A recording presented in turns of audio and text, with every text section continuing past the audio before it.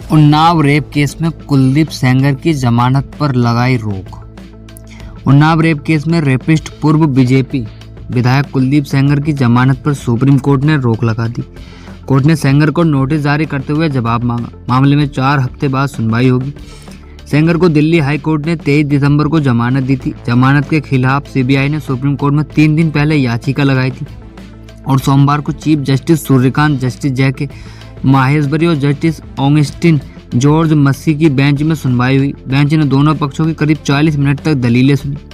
CGI ने कहा कि हाईकोर्ट के जिन जजों ने सजा सस्पेंड की वे बेहतरीन जजों में गिने जाते हैं, लेकिन गलती किसी से भी हो सकती है। कोर्ट को लगता है कि मामले में अहम सवालों पर विस्तार से विचार जरूरी है। आमतौर पर कोर्ट का सिद्धांत है कि किसी दोषी या विचाराधीन कैदी को रिहा कर दिया गया हो तो बिना उसे सुने ऐसे आदेशों पर रोक नहीं लगाई जाती।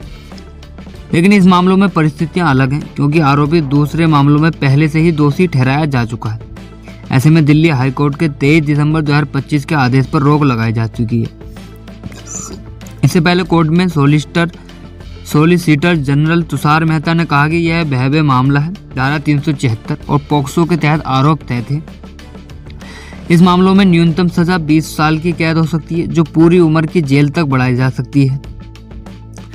इधर सुप्रीम कोर्ट का आदेश सुनते ही पीड़ित फूट फूट कर रोने लगी। एक्टिविस्ट योगिता बहना और अन्य महिलाओं ने उसे संभाला। इसके बाद पीड़ित ने कहा कि मैं इस फैसले से बहुत खुश हूँ। मुझे सुप्रीम कोर्ट से न्याय मिलेगा। मैं इस लड़ाई को जारी रखूंगी, उसे फांसी की सजा दिलाऊंगी।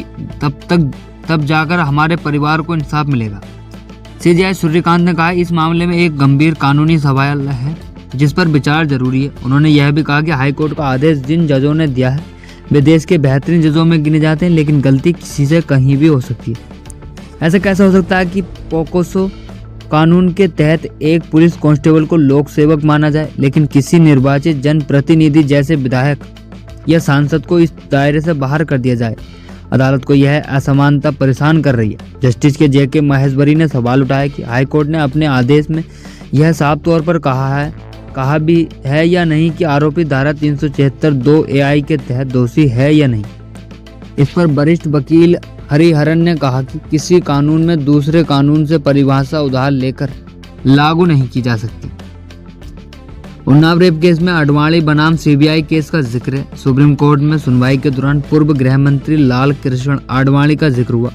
सीबीआई ने 1997 के आडवाणी केस का हवाला देकर दलील दी कि चुने हुए विधायक को आपराधिक कानून के तहत पब्लिक सर्वेंट माना जा सकता है।